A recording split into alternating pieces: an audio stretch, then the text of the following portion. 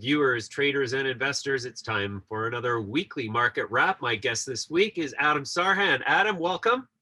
Thank you. Hey, Adam, let's talk about the market. It looks like the bull market move might have either taken a pause or is it the end of the story? What's going on out there? Yeah, it appears that over the last 2 weeks or so, we've seen a pause in this bull move. The market, I mean, after a big move up, James, we've had the biggest move in 6 months, right? Almost in history, since March all the way up until August. So it's perfectly normal and healthy for the market to pause and digest that move. Now, there's two ways, as we've mentioned before, there's two ways for the market to pause and digest any move. After, a big move up, a stock or a market currency, it doesn't matter. It's all the same stuff. Either goes sideways or it pulls back and retraces some of that move. And what we're seeing now is the latter. We're seeing it pull back a little bit after such a huge move up. And that's perfectly normal and healthy as long as the pullback is somewhat contained in both time and price. You don't want to see a massive violent pullback down 30, 40, 50%. That's not a pullback anymore. That becomes not just a correction, but a possibly, even worse. Right. So what we're seeing now is just a normal and healthy pullback into the moving averages, which typically act as support. And the 50-day moving average is the one that everybody tends to follow. And the major indices are all, right around that 50. And if they break it for a day or two, that's okay. I mean, it's not the end of the world, but the technical guys, the chart watchers want to see that 50 hold. And so far the market's doing its best just to pull back into the 50 and then bounce off of it. Yeah, you bet. Okay, so I think we can pretty much deduce collectively that the coronavirus is in fact getting worse again around the world. In Toronto, they've increased restrictions back down to 10 people maximum gatherings. We've seen the UK is talking about a complete shutdown of the economy again. Israel has gone completely shut down again. What is both the risk and the opportunity in terms of the worst case scenario with the coronavirus pandemic? Yeah, I mean, it's a great question. So yeah, all of Ontario went, moved back the restrictions like you mentioned, and the hot spots are starting to pick up again. France even spoke about it. So the reality is we're entering flu season for the whole Northern Hemisphere, not just for, one or two areas or cities or countries or whatever the case may be. And what typically happens in the winter is that you see the cold season or flu season or any other type of, ailment to your health increase due to the cold weather, and people tend not to be bundled up or whatever the case may be. So as that happens, you're going to see a proliferation of cases for people that have COVID-like symptoms. And that doesn't necessarily mean they have COVID, but they just don't know. In other words, my neighbor's kid, he's 5 years old and he had a runny nose. Does he have COVID or not have COVID? I mean, the kid has allergies. It's not COVID. But what do? Do you test him? Do you not test them? That kind of kid's 5. I mean, granted, it could happen to anybody. So put that out there. But it's one of those situations where you don't know. And there's too many unknowns for anyone to say, okay, this is exactly what's going to happen. The good news is with investing and for your money, the decisions you make, you don't have to, anticipate or I guess guess what's going to happen in 6 to 12 months or predict. That's the word I was looking for. You don't have to predict the future. And in fact, you can't predict the future. All you have to do is just interact intelligently with the news and with the market action that's unfolding in real time. And right now, what the market is telling us is the market is priced in that kind of closure or partial closure with this pullback. And also it's priced in a return to normalcy at some point in the future because we're seeing a lot of good news on the vaccine front. Look at this week alone. I mean, Pfizer CEO said we're going to have enough vaccines for everyone in the US. And, Trump talked about it, so on and so forth. So there is a big question mark about how bad could it get. I'm sure there's going to be isolated cases where they lock down again and it gets really bad. But stepping back, I think we're closer to the end of this than the beginning. Mm-hmm. Interesting. Okay, so then, the coronavirus stocks, for want of a better categorization, have sold off predominantly over the last couple of months. Is it maybe time to, really start to take a hard look at better exposure to them? Yeah, it's a great question, James. Let me just clarify for the audience. You mean coronavirus stocks, meaning the stocks that are trying to produce the vaccine, or the work from home stocks that benefit from it? Just to be clear. Yeah, within the coronavirus segment, there are a few subcategories. So in all cases, my question pertains to each of those: vaccines, treatments, and work from home stocks. Yeah, I mean, we've seen a big pullback in a lot of the healthcare stocks. We've seen a big pullback in the biotech stocks. And if you want ETFs that track that, you can look at the XLV for healthcare and the IBB for biotechs. And the corona vaccine related stocks, whether they be Moderna, mRNA, or Pfizer, PFE, or AstraZeneca, or the biotechs, the list goes on and on. You have a situation now where they've been selling off for the last few weeks. And the pullback in the corona vaccine related stocks actually started before the NASDAQ started selling off. The good news is now it appears that it has somewhat bottomed those all those vaccine type stocks, and that could be a leading indicator to suggest that the tech stocks are going to rebound and go higher. Hmm. That's the first segment. The second segment, the stay-at-home stocks like Amazon and Peloton and Zoom and so on and so forth, they're in the pullback phase. So what's happening here is that the biotech stocks that are focusing on the vaccines are leading the stay-at-home stocks. Mm-hmm. Interesting.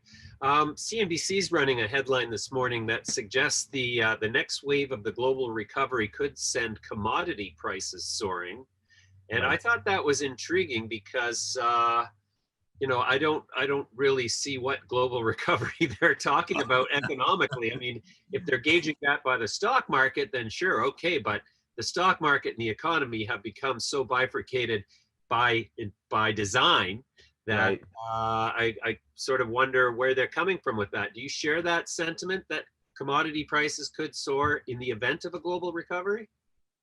I agree with you 100% where there's a big disconnect between Main Street and Wall Street. I mean, right now, if you just look at the data, that Wall Street's acting, it's partying like it's 1999, pardon the phrase. And it means that everything is great, the economy's booming, so on and so forth. But when you look at the data from Main Street, that's not quite there. Now, fast forward 3 to 6 months, 12 months, will we recover, assuming that a vaccine comes out and this coronavirus not goes away, like disappears, but it just becomes muted, so to speak, and life gets back to quasi normal or more normalcy? I think that will lead to or pave the way for a recovery down the road. Now, is that recovery here right now, today? No, it's not. But are we on the path towards a possible recovery? Considering where we were in March, yes, we're much better off. But considering where we were in January or February, or before COVID really struck the US economy or the Canadian economy or even Europe for that matter, we haven't recovered. We're not at pre-COVID levels just yet in the economy. Right. But can we get there? I think so. Especially if everyone's worried about COVID, another lockdown like we spoke about earlier. If that doesn't happen, and instead we get a vaccine, then guess what? We can get a recovery and a big boom. You're gonna have a huge sigh of relief. I always like to be optimistic and try to say we're one headline away from a vaccine or from this whole thing going away. Mhm. Whether or not we're one headline away, who knows? Right. But that's kind of my outlook. Sure. Do you think that fiscal stimulus is going to be a big part of the government and central bank response to economic weakness in the event of a recovery or in the event of no recovery?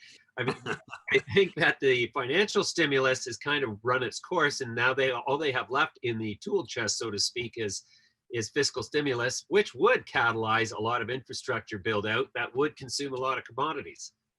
Absolutely. So if you look at what's happening in the commodity market, you're already seeing a big move in the entire commodity complex. I mean, you can look at lumber prices, you can look at corn, you can look at soybeans, you can look at gold, you can look at copper prices. I mean, these in the last 6 months since March, these moves have been really, really strong. I mean, gold hit an all-time high just recently. So what's happening now is that we are seeing already a lot of money being moved into commodities in anticipation of that recovery. But to your point, which is fantastic, yes, we're coming closer to the election. We are coming closer. There's this whole back and forth on the fiscal side of the stimulus package, which the second round hasn't passed yet. Now, could it pass right before the election? Could we get checks in our mailbox right before election time? I wouldn't be surprised if that happens. Is there ulterior motives? That's beyond the scope of wisdom. But I know all we know is that another set of massive stimulus is coming, and that stimulus will be spent, and that's going to go from the government into the people's pockets, right back into the economy in most of the cases, and that's bullish for the Main Street and also bullish for Wall Street. Hmm. Yeah, I was invited to an investment conference by email this morning. I'm not going to talk about who it is because I was looking for the virtual webinar flavor of Right. conference, but these guys are actually throwing an in-person conference in a hotel in New York City, and I'm like Wow. thinking, boy, that's a little optimistic and a little bit early for my comfort level, and I politely declined the invitation. But I mean, is this very representative of the attitude in the U.S. relative to Canada, for example? Canada's always got a more conservative approach to pretty much everything, but is this very emblematic of the difference between the attitudes in Canada and the U.S., do you think? Yeah, I think when was the invitation? If you don't mind me asking, what was it? Was it soon or was it Yeah, it next was year? second week of November. Oh, wow. So yeah, that's definitely aggressive. There's no question. I mean, all my investment conferences for the most part that I was scheduled to attend have all been moved virtually or just postponed to next year. So the fact that these guys are trying to open up again could be a sign of optimism, or they just try to, hey, let's try it. Worst case, we'll just shut it down, or they can just switch it to virtual. But there's a to your point, there is a big difference between the way that Canadians are handling this whole situation and how their economy is responding to it, so on and so forth, and how the US is. If you look at the stimulus from the governments, I mean, the Canadian government has been a lot more aggressive, if you will, in giving the people money to help them during this whole crisis. You've got that CERB, you've got other EI, and you've got all these other stimulus packages where even small businesses have gotten loans where the first 10,000 forgivable. And I think there's other stipulations. I'm not too sure of the details, but there's a lot more. I mean, to my knowledge, anyone that needs money from Canada and they're Canadian and they were working before COVID, they can get a check for about $2,000 a month, and Yep. it's just extended, right? Is that somewhere around the world? Of Yeah, when you look at the US, the stimulus checks were a one-time check. Yes, you had unemployment insurance and it was extended and so on and so forth, but $600, you're not talking about, I mean, time, a week, but it comes up, there's only a smaller portion of the population that was actually given the money the way the Canadian government gave their, people, so to speak, money, or their entities, so to speak, money. Now, that doesn't mean one's right or wrong. There's no judgment here. It's just different ways of handling the situation. Now, like you said, you came out stronger, and I have a few companies as well. We've done the same thing both in the US and Canada, come out stronger as well. And that, to your earlier point about why commodities are going up and why stocks are going up, there are some that have been weaker. I mean, I don't own any restaurants, I don't own any hotels, to be honest with you. That's not my space. And I don't own any cruise lines. So the deeply COVID affected areas, I'm not in, but the areas that I am in, thankfully, have not only emerged stronger, we've benefited, we've survived, but we've come out of this thing stronger already, and it's not even over yet. So I think there's a big segment of the poor population that is in that situation like we are, where thankfully we've navigated this with, gracefully, and we're emerging, adapting and evolving and doing what's necessary to make sure we can come out stronger, protect our people, and grow the people that work with us and our partners. And that's been a very, very good thing. sure. Okay, so circling back now, we were talking earlier about the central bank response to COVID, and the government has really in Canada. I mean, it's interesting in the United States and Canada, the opportunity to stimulate through individual direct payments has become very politicized in both cases. In Canada, the government in power is not a majority government, but it doesn't have to deal with the Senate, Congress to sort of split. So it's able to really use the pandemic as an excuse to essentially buy votes, which is how a Right. lot of us view it. Is that like the deficit is just going to be out of control with this, but the liberal government doesn't care because they understand fully that, well, if we write checks to the people are going to be very supportive of us in the next election, and that is so true. In the US, the ability to stimulate is the opposite. It's such a politicized hot potato that both of them use it to drive the dagger into the other's back and nothing gets done, which is arguably one of the flaws of the congressional Senate sort of stack. But what about the central banks elsewhere? Like, how is their response contributing to the entire liquidity mix, and how is that affecting our markets? Yeah, it's a really good question. Just to clarify, the central bank in the US, irrespective of the politics, has been able to really put the pedal to the metal. And that's a big, big, big driver of the last 6 months of stock prices. Yes, the additional that's monetary policy. The fiscal policy is still going back and forth, and the dagger's definitely going on both sides. And other central banks all around the world, including the Canadian Central Bank, ECB, Bank of Japan, all the major central banks for all intents and purposes, or just about all of them, have been super easy money policy. I mean, we've seen since 2008, you've seen a big, massive paradigm shift in central bank policy from what was the old normal, if you will, to the new normal. The new normal is you bring rates down as low as possible. You flood the system with liquidity whenever the market gets in trouble, not the economy, but the market, the stock market for that matter. Let's go, print more money or flood the system, inject more money into the system. And that has been working for all intents and purposes. Now, will the end of the experiment, who knows how this is going to end? I'm of the mindset it's not going to end gracefully, but anything is possible.